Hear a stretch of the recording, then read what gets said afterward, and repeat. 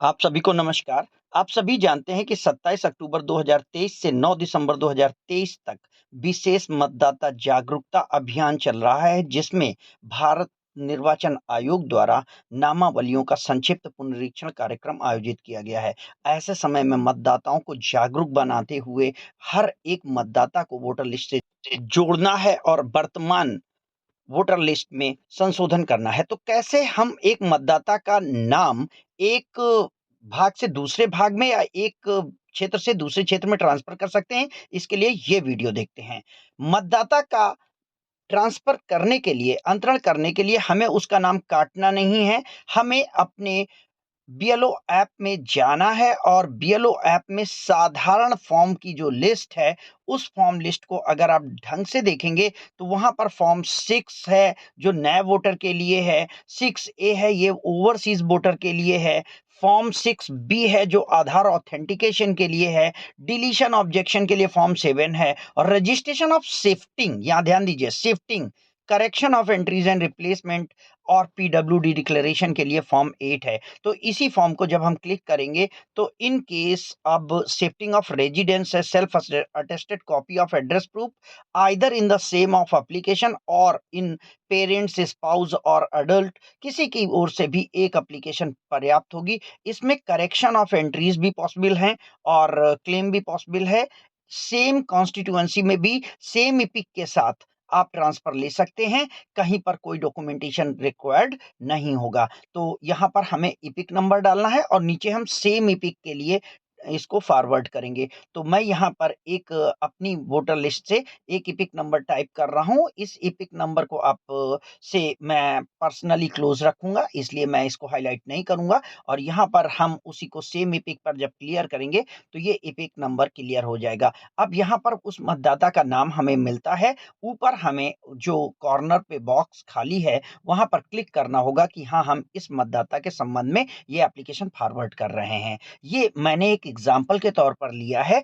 इसके बाद हम इसे नेक्स्ट पे क्लिक करेंगे तो आप देखेंगे कि हमारा अकाउंट जो हमारा भाग संख्या है, कॉन्स्टिट्यूएंसी नंबर है, भाग संख्या आ जाता है। तो ऐसे में शिफ्टिंग ऑफ रेजिडेंस का पहला ऑप्शन है, करेक्शन ऑफ एंट्रीज का दूसरा ऑप्शन है, रिप्लेसमेंट ऑफ इपिक का तीसरा है और request for marking as a person with disability PWD declare करने के लिए है। तो पहला हम शिफ्टिंग ऑफ रेजिडेंस करेंगे तो दो ऑप्शन खुल के आते हैं कि विद इन असेंबली कॉन्स्टिट्यूएंसी है या आउटसाइड ऑफ कॉन्स्टिट्यूएंसी है, यानी एक लोकसभा निर्वाचन क्षेत्र के अंदर है या बाहर है, हम सेम कॉन्स्टिट्यूएंसी में ट्रांसफर कर रहे हैं। तो हम पहले ऑप्शन को चेक करेंगे और नीचे हम अपनी भाग संख्या को देखेंगे। यहाँ इन तीनों में से किसी को क्लिक नहीं करना है, अदरवाइज आपकी जो एप्लीकेशन है वो एग्जिस्टिंग एंट्रीज को चेंज करने के लिए हो जाएगी, हमें ट्रांसफर लेना है। तो इस पे आप देख सकते हैं कि ऊपर की तरफ 4 ब्लॉक्स आ जाते हैं जिसमें हमें स्टेट, डिस्ट्रिक्ट एंड अकाउंट जो हमारा एरिया है उसके लिए कॉन्सेप्ट आ जाता है। तो ये तो ऑटोमेटिक हमारा फिल आता है। आप देख सकते हैं फॉर्मेट जब हम देखेंगे तो यहाँ पे सब कुछ कंप्लीट आता है कि किस आप पे एरिया से हैं, किस पोस्ट से हैं और क्या आपका डॉक्यूमेंटेशन है। पर्सनल डिटेल में आपसे व्यक्ति का आधार नंबर, मोबाइल नंबर और ईमेल आईडी मांगी जाती है। आधार नंबर मैं यहाँ पे नहीं डाल रहा हूँ, आप डाल सकते हैं। यहाँ पर उस व्यक्ति का आधार नंबर आपको डालना है, मोबाइल नंबर यहाँ पर नीचे डालना है और सबसे नीचे अगर आपको लगता है तो उस व्यक्ति की ईमेल आईडी डालनी है। यहाँ पर ईमेल आईडी मैं नहीं दे रहा हूँ, इसलिए मैं इसे फिर से डिलीट कर रहा हूँ। ईमेल आईडी ब्लैंक छोड़ देंगे। अब हम जब सेव एंड नेक्स्ट में जाएंगे तो एड्रेस का कॉलम हमारा आएगा। एड्रेस के कॉलम को भी मैंने यहाँ पर हाइड किया हुआ है। आपको पता है हमसे उसका house number, village number, block number, post office, संसद, तहसील, ये सारी जानकारी चाहिए होती है। हमें उसका पिन भी देना होगा, यानी हम जो उसका पिन कोड होगा वो भी डालेंगे, डिस्ट्रिक्ट सेलेक्ट करेंगे और आगे जाकर के जब हम अप्लाइड फॉर पे जाएंगे तो अप्लाइड किस बात के लिए है, हम अपने ही लेवल पर अप्लाइड करेंगे। तो एक हमारा ऑप्शन खुल के आ जाता है। यहाँ पर सारी चीज़ें फिल करने के बाद जब हम आगे जाएंगे तो सारी चीज़ें कंप्लीट होती जाएंगी और सेव एंड नेक्स्ट का ऑप्शन हमारे सामने ओपन हो जाता है।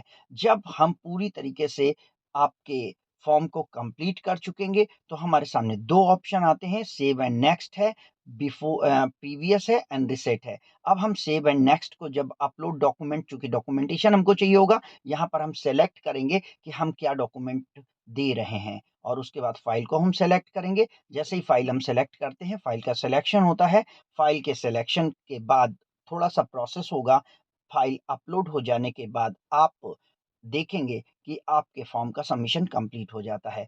फॉर्म सबमिशन कंप्लीट होने के बाद डॉक्यूमेंट अपलोड हो चुका है, हम सेव एंड नेक्स्ट करेंगे तो हमसे डिक्लेरेशन पूछा जाएगा कि हम किस डेट पे, किस प्लेस से और कहाँ पर इस फॉर्म को अप्लाई कर रहे हैं। सेव एंड नेक्स्ट को जब आप यहाँ पर क्लिक कर देंगे, तो सेव एंड नेक्स्ट क्लिक करने पर आपके सामने एक बार फिर से उस पूरे फॉर्म की एप्लीकेशन आती है कि कौन-सा व्यक्ति है, किस नंबर पर है, क्या फ़ोन नंबर है, क्या आधार नंबर है, क्या उसकी सूटेबिलिटी है, किस बात के लिए एप्लीकेशन दी गई है और उसका एड्रेस क्या है। इन सारी चीज़ों को एक बार आप फिर से रिवीज़न अपने आप से कर लें, मैंने इन्फॉर्मेशन हाइड की हुई है। जब आप यहाँ पर देखेंगे तो आपके सामने 2 ऑप्शन है, कीप एडिटिंग, अगर कुछ गलत है तो कीप एडिटिंग लेफ्ट साइड की आप क्लिक करके फॉर्म को फिर से एडिट कर सकते हैं। अगर आप सैटिस्फैक्शन पूरी तरीके से पाते हैं कि सब कुछ सही है, तो आप फॉर्म को अप्लाई कर देंगे और अपनी जो तहसील है, जहाँ से कि आपकी सारी एंट्रीज़ क्लियर होती हैं, वहाँ के ऑपरेटर को आप इस बात की सूचना दे करके संबंधित बात संख्या में इस एप्लीकेशन को फॉरवर्ड करा के ट्रांसफ़र ले सकते हैं।